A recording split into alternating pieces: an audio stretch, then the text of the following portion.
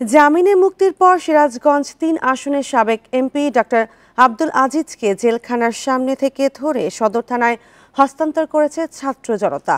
মঙ্গলবার রাতে সামাজিক যোগাযোগ মাধ্যমে তাকে ধরে নেওয়ার একটি ভিডিও ভাইরাল হয়। ভিডিওতে দেখা যায় মোটরসাইকেল নিয়ে একদল লোক জেলখানার সামনেই তাকে টেনে হিঁচড়ে নেয়।